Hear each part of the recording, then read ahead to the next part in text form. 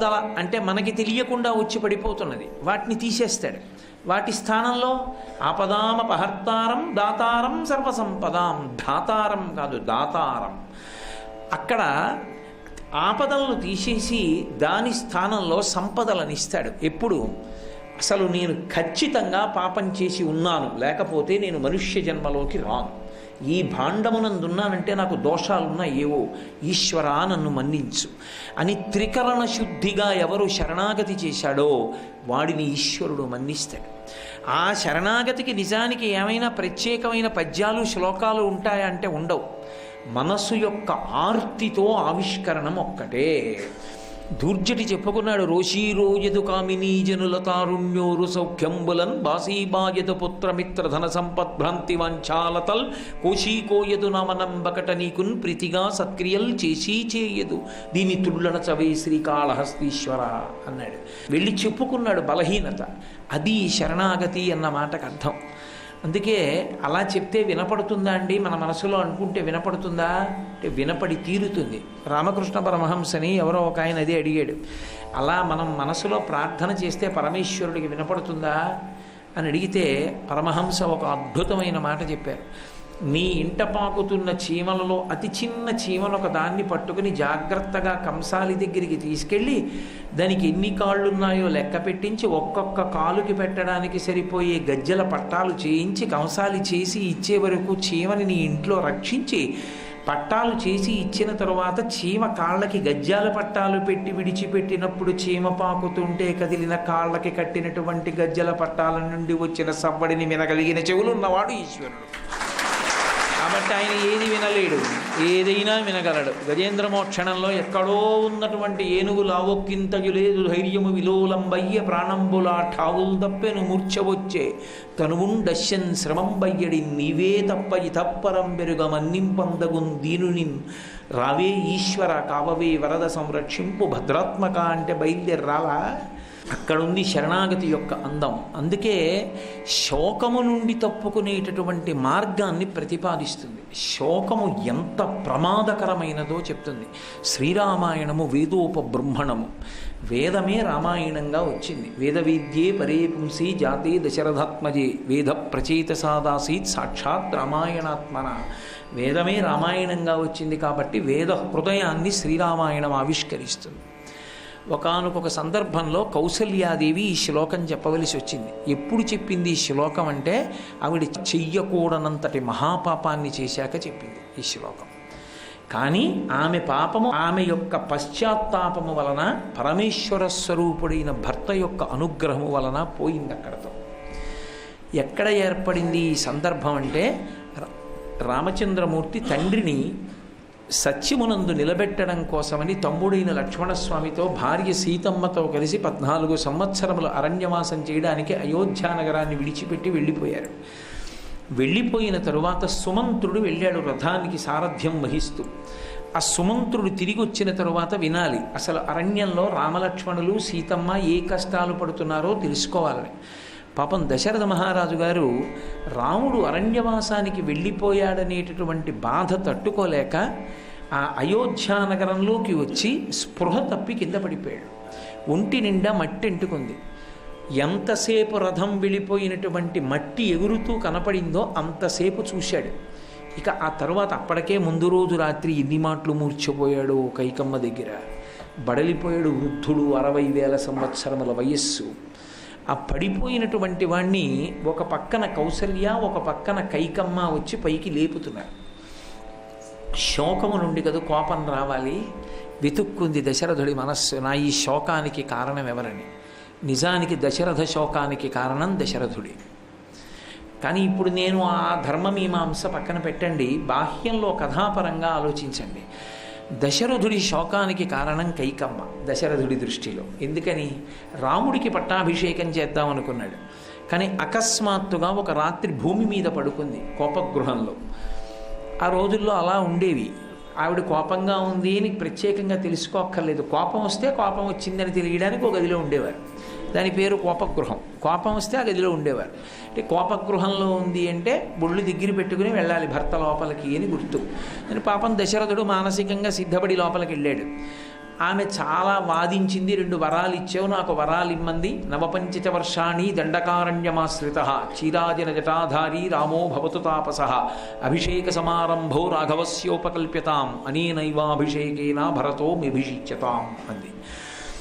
14 సంవత్సరములు రాముడు అరణ్యవాసం చెయ్యాలి. నారచీరలు కట్టుకుని జటాజూటం పెట్టుకుని కాళ్ళకి చెప్పులు కూడా లేకుండా వెళ్ళాలి. ఇదే ముహూర్తానికి నా కుమారుడైన భరతుడికి పట్టాభిషేకం జరగాలి. ఈ 2 వరాలు విన్నాడు. కూర్చున్న ఆసనం మించి కింద పడిపోయాడు, మూర్ఛపడిపోయాడు. ఎన్ని మాటలు తెలివి తప్పిపోయాడో, ఎన్ని మాటలు అసలు కైకమ్మ పాదాల మీద తలపెట్టి ఏడ్చాడు, నన్ను మన్నించు, ఈ వరాలు ఉపసంహారం చేయమని. ఆవిడ వినలేదు. అందుకే చెప్పుకున్నాడు, నన్ను కైకేయి సత్యవాక్యము అనేటటువంటి దాని చేత బంధించింది రామ అన్నాడు. మరునాడు రామచంద్రమూర్తి దశరథుణ్ణి సత్యమునందు నిలబెట్టడానికి వెళ్ళిపోయాడు. ఇప్పుడు ఆయనకి తనకింత శోకం కలగడానికి కారణం కైకమ్మే. లేకపోతే రాముడికి పట్టాభిషేకం జరిగేది. రాముడు రాజ్య పరిపాలన చేస్తుంటే తాను చూస్తూ పరమ సంతోషంగా కాలం గడిపేవాడు. ఇంతటి ఆనందం పోవడానికి కారణం కైకమ్మే. ఇప్పుడు ఎక్కడ కోపం వచ్చిందో అక్కడ నోటి వెంట అనరాని మాట ఒకటి వచ్చేస్తుంటుంది. శోకము నుండి కోపం వస్తుంది, కోపంలోంచి పాపం వస్తుంది. అందుకే ఆయన అన్నాడు, ధూర్తురాలవు, నీకు అర్థము తప్ప కామము తప్ప ధర్మం అక్కర్లేదు. అందుకే భర్తనైనటువంటి నన్ను కాదని, నా మనస్సు కాదని వరాలు కోరుకున్నావు. విధవారాజ్యము చేయుదువుగాక. నువ్వు చేసేటటువంటి రాజ్యం విధవరాజ్యం అవుతుంది. ఎందుకంటే నేను ఉండను, నేను మరణిస్తాను, కొడుకుని వదిలి ఉండలేక. 2, ఇక నువ్వు నన్ను ముట్టవద్దు. నీవు కానీ, నీ మీద ఆధారపడిన సేవకులు కానీ, నీ బంధువులు కానీ నాకెవరూ ఏమీ కారు. ఇక్కడ కానీ పైలోకములలో కానీ నిన్ను నేను పరిత్యజిస్తున్నానన్నాడు. ఈ మాటలని, ఒకవేళ రాజ్యం నువ్వు వరాలడగడం వల్ల వచ్చింది అని నీ కుమారుడైన భరతుడు సంతోషిస్తే ఆ భరతుడికి నాకు ప్రేతకార్యము చేసే అధికారము లేకుండుగాక. ఈ మాటలని, ఒకవేళ రాజ్యం నువ్వు వరాలడగడం వల్ల వచ్చింది అని నీ కుమారుడైన భరతుడు సంతోషిస్తే ఆ భరతుడికి నాకు ప్రేతకార్యము చేసే అధికారము లేకుండుగాక. అంటే రాముడి మీద ఉన్న ప్రేమ ఎంత శోకానికి తీసుకెళ్ళిందో, ఆ శోకం ఎంత కోపానికి తీసుకెళ్ళిందో చూడండి. ముందు రోజు రాత్రి వరకు బహుశः రాముడి తర్వాత అంత ప్రేమ దశరథుడికి కైకేయింది. అంత ప్రేమ ఉన్న కైకమ్మ మరునాటి మధ్యాహ్నానికి అంతటి శత్రువుగా మారింది. మనసు నాటకం అలా ఉంటుంది. దానికి కలిగే కష్టసుఖాల వల్ల అంత చిత్రాతి చిత్రంగా మారుతుంది. అందుకే రామాయణం వంట పడితే మనసు చేసే నాటకం చూడటం చాలా ఆశ్చర్యంగా ఉంటుంది. అంతకన్నా పెద్ద సినిమా లోకంలో ఇంకోటి ఉండదు. కాబట్టి ఇప్పుడు కైకమ్మని నింద చేసి నన్ను ముట్టుకోవద్దన్నాడు.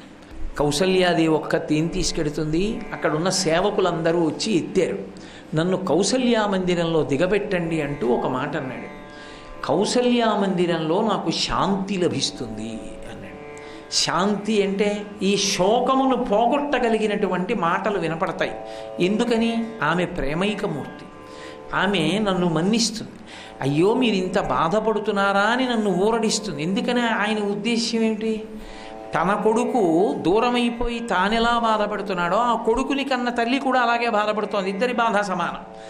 అయ్యో మన కొడుకు అని ఆ కొడుకు వెళ్ళిపోయాడు, భర్త ఇంత బాధపడుతున్నాడని ఓదారుస్తుంది అనుకున్నాడు. అనుకుని మందిరానికి చేరాడు. సరే, సుమంత్రుడు వచ్చి వెళ్ళిపోయిన తర్వాత కౌసల్యాదేవితో బాధ పంచుకునే ప్రయత్నం చేశాడు. రాముడు వెళ్ళిపోయాడని కౌసల్య కొన్ని మాటలు చెప్పింది. నీ గురించి లోకంలో మాట్లాడేటప్పుడు కీర్తివంతుడవని, ధర్మాత్ముడవని, దయామయుడవని చెప్తుంటారు. కానీ ఈ 3 పరమ అబద్ధాలన్న విషయం నాకు ఒక్కదానికే తెలుసు. నువ్వు దయామయుడవు కావు, నువ్వు ధర్మాత్ముడవు కావు, నువ్వు ప్రజారంజకుడవు కావు. నీకు కావలసింది కైకమ్మ ఒక్కతే. నీ మనసు ఎంత కఠినమైనదంటే నువ్వు కైకమ్మ కోసం, భరతుడి కోసం ఎంతటి క్రూరమైన నిర్ణయాన్నైనా చేస్తావు. ఏ తప్పు చేశాడని నా కొడుకుని అరణ్యవాసానికి పంపావు? ఏ తప్పు చేశాడని రాజ్యభ్రష్టుణ్ణి చేసి 14 సంవత్సరముల అరణ్యవాసం చేయమన్నావు? అది తలుచుకునే ఏడిచాడు పాపం అసలు దశరథుడు. చెప్పులు లేకుండా నా కొడుకు జటాజూటం కట్టుకుని నారచీరలతో వెడుతున్నాడు. నా కోడలు సీతమ్మ ఎండకన్నెరుగనటువంటి తల్లి. అక్కడికి వెళ్ళిన తరువాత దొరికిన ధాన్యాన్ని వండుకుని ఎలా అన్నం తింటుంది? ఏ చెట్టు కింద పడుకుంటుంది? రాతినో కొమ్మనో దొరికిన దాన్ని తలగడగా పెట్టుకొని రాముడు పడుకుని లేచి నడుస్తుంటే ఒళ్ళంతా దుమ్ము పట్టి పెద్ద పులులు సింహాలు అరుస్తుంటే భయపడి కౌగిలించుకున్నటువంటి సీతమ్మని ఓదారుస్తూ ఎన్ని కష్టాలు పడుతున్నాడో. ఎవరికైనా ఆడదానికి ఈ లోకంలో 4 దిక్కులున్నాయి. 4 దిక్కులంటే నలుగురే ఆమెకి శరణ్యం. అందరికన్నా మొట్టమొదట ఆడదాన్ని రక్షించవలసిన వాడెవరు అంటే భర్త. ఆమె ఒక్కడే ఆమెకి రక్షకుడు. ఆ భర్తయే భార్యని ద్రోహం చేస్తే అంతకన్నా దారుణమైన విషయం ఇక లోకంలో ఇంకొకటి లేదు. నువ్వు నాకు దారుణాతి దారుణమైనటువంటి ద్రోహం చేశావు. ఎందుచేత ద్రోహం చేశావంటే, నువ్వు నన్ను నా కడుపున పుట్టినటువంటి కొడుకుని అరణ్యవాసానికి పంపావు. ఇప్పుడు నేను భర్తని విడిచిపెట్టి వెళ్ళకూడదు. భర్త వలన బాధ కలిగితే భార్య ఎక్కడ శాంతి పొందుతుంది? కొడుకు దగ్గరే శాంతి పొందొచ్చు, 2వ స్థానం. ఆ కొడుకు లేకుండా చేశావు, ఆ కొడుకుని దూరంగా పంపించావు. 3వ స్థానం జ్ఞాతి. నేను ఈ ఇద్దరూ లేనప్పుడు జ్ఞాతుల దగ్గరికి వెళ్ళలేను. 4వ స్థానం లేదు. ఇక స్త్రీ లేని స్థానం 4వ స్థానం. అసలు ఆమెకి 4వ దిక్కు లేదు. కాబట్టి ఉన్న 3 దిక్కులలో పెద్ద దిక్కు భర్త ఒక్కడే. ఆ భర్త గొడుగులా కాపాడవలసి ఉంటుంది. కానీ లోకంలో ఒకే ఒక ప్రాణి ఉంది. దాని లక్షణం ఏమిటి అంటే దాని పిల్లల్ని అది తింటుంది. జలజే భక్షణం యథాహ. అది చేప తన కడుపున పుట్టిన పిల్లని తానే తినేస్తుంది. నువ్వు మనుష్యుడు ఏమిటయా, నువ్వు చేపవి, నీ కడుపున పుట్టిన బిడ్డని నువ్వు తినేశావు అని నీ వంటి వ్యక్తికి భార్య అనవడం నా కర్మ. సుగుణాభిరాముడైనటువంటి రామచంద్రమూర్తిని అరణ్యవాసానికి పంపావు. ఇంతటి కఠినాత్ముడవు. నీ వలన నేను కాదు, కోసల రాజ్యంలో ఉన్నటువంటి ప్రజలు, మంత్రులు, సేనానులు, భార్యలు, అంతఃపుర పరివారము ఇంతమంది బాధపడుతున్నారు. నీకు అక్కర్లేదు. నీ మనసు సంతోషమేగా. కైకమ్మ సంతోషంగా ఉంది, భరతుడు సంతోషంగా ఉన్నాడు. నీకు కావలసింది ఆ ఇద్దరి సంతోషమే. పైకి నువ్వు ప్రజారంజకుడవు. నీ వంచనా స్వభావం నాకు తెలిసింది. అప్పటికే కుమిలి కుమిలి కుమిలి కుమిలి ఏడుస్తున్న దశరథుడు ఏడవడానికి కన్నుల నీళ్లు లేక తెల్లబోయేలా ఉండిపోయాడు. కౌసల్య వంక చూస్తూ ఉండిపోయి ఆ కూర్చున్న ఆసనం నుంచి లేచి 2 చేతులు పైకెత్తి జోడించి నమస్కరించాడు. నమస్కరించి ఆవిడ దగ్గరికి వెళ్ళి వేపమానాంతాంజలిం కృత్వా అంటారు మహర్షి. 2 చేతులతో నమస్కారం చేస్తూ కౌసల్య దగ్గరికి వెళ్ళి, కౌసల్య, నీ పాదముల మీద నా తల పెట్టి పడిపోతాను. అంతంత మాటలు అనకు. నీకు తెలుసు, దేవి దైవతం ప్రత్యక్షం. భర్త ఎవరో కాదు, ప్రత్యక్షంగా కన్నుల ముందున్నటువంటి దైవం. అన్ని చోట్ల అశాంతి పొంది శాంతి కోసం నీ దగ్గరికి వచ్చాను. నువ్వు ఇన్ని మాటలు అన్నావు, నా జీవితంలో శాంతి అన్న మాట కరువైపోయింది. అందుకని పెద్దరికం చిన్నరికం తెలుసున్న దానివి, ధర్మం ఎరిగిన దానివి, భర్తని ఇలాంటి మాటలు అనకూడదు అని తెలుసున్న దానివి. అయినా కూడా నేను ధర్మంతో మాట్లాడానో, సత్యానికి కట్టుబడ్డానో, రాముడి మీద ప్రేమ లేక అరణ్యవాసానికి పంపించేశానో, కుట్ర చేశానో నీకు తెలుసు. తెలిసి నన్ను నింద చేస్తున్నావు. నువ్వే నింద చేస్తే ఇంత ధర్మం తెలిసున్న దానివి, ఇక నాకు శాంతి ఎక్కడుంది అని నమస్కారం చేస్తూ వంగి ఆమె పాదముల మీద పడబోయాడు. కౌసల్య 2 చేతులు పట్టుకుని ఆయన్ని పైకెత్తి వెంటనే నన్ను చంపేశావు మహారాజా. ఏనాడైతే ధర్మమునకు సత్యమునకు కట్టుబడినటువంటి భర్త, పరమ కీర్తివంతుడైనటువంటి వాడు, ఆయన తప్పు చెయ్యలేదు అని తెలిసి కూడా శోకంతో అనరాని మాటలు అనేశానో, ఆనాడు నువ్వు నాకు నచ్చ చెప్పడానికి ఇలా నమస్కారం చేశావు. ధర్మాత్ముడైన భర్త ధర్మమునందు నిలబడడానికి భార్యని అనునయించవలసినటువంటి రోజు ఏ రోజున వస్తుందో ఆ రోజున ఆ భార్య చనిపోయినట్టే. ఏనాడైతే ధర్మమునకు సత్యమునకు కట్టుబడినటువంటి భర్త, పరమ కీర్తివంతుడైనటువంటి వాడు, ఆయన తప్పు చెయ్యలేదు అని తెలిసి కూడా శోకంతో అనరాని మాటలు అనేశానో, ఆనాడు నువ్వు నాకు నచ్చ చెప్పడానికి ఇలా నమస్కారం చేశావు. ధర్మాత్ముడైన భర్త ధర్మమునందు నిలబడడానికి భార్యని అనునయించవలసినటువంటి రోజు ఏ రోజున వస్తుందో ఆ రోజున ఆ భార్య చనిపోయినట్టే. కాబట్టి నేను చనిపోయాను. నీ చేత అనునయింప చేసుకున్న నా బ్రతుకు కాదు. నేను నేల మీద పడి నీ పాదముల మీద శిరసుంచి నమస్కరిస్తున్నాను. ఆ నమస్కరించిన చేతులు విప్పేసి నా తల మీద పెట్టని పద్మాన్ని పెట్టుకున్నట్టుగా 2 చేతులు తల మీద పెట్టుకుని భోరున ఏడ్చి, నేను శోకంలో అదుపు తప్పిపోయాను. ఒక్కసారి వర్షాలు పడి నదులు పొంగితే సముద్రం నీరు పెరిగినట్టు రాముడు అకస్మాత్తుగా అరణ్యవాసానికి వెళ్ళిపోవడంలో నా శోకం అదుపు తప్పిపోయింది. అదుపు తప్పిపోయిన శ్లోకంలో ధర్మానికి కట్టుబడి ఇంత బాధపడుతున్నారు అని తెలిసి కూడా, మిమ్మల్ని నింద చెయ్యకూడదని తెలిసి కూడా నింద చేశాను అంటూ ఈ శ్లోకం చెప్పి, శోకో నాశయితే ధైర్యం, శోకో నాశయితే శృతం, శోకో నాశయితే సర్వం, నాస్తి శోక సమోరిపు. ప్రత్యక్ష సాక్ష్యం. మహారాజా, శోకానికి వశురాలనైపోయాను, కొడుకు వెళ్ళిపోయాడని. ఆ వశురాలనైపోయినటువంటి కారణం చేత ఏ మాట మాట్లాడాలో ఏ మాట మాట్లాడకూడదో తెలుసుకోలేకపోయాను. ఎంత పెద్ద తప్పో చేసేశాను. భర్త చేత అనునయింపబడ్డాను, ధర్మానికి కట్టుబడిన భర్త చేత. కాబట్టి నన్ను క్షమించవలసింది అంది. శోకానికి లొంగిపోతే, శోకమునకు బాగా లొంగినటువంటి వాడు ఎన్నిటిని మరిచిపోతాడో కౌసల్యకి తెలియదా? మీరు శ్రీరామాయణం చదివితే కౌసల్యా మందిరంలో ఎప్పుడూ పూజలు జరుగుతుంటాయి. ఆవిడ ఎప్పుడూ ఉపవాసాలు చేస్తూ ఉంటుంది.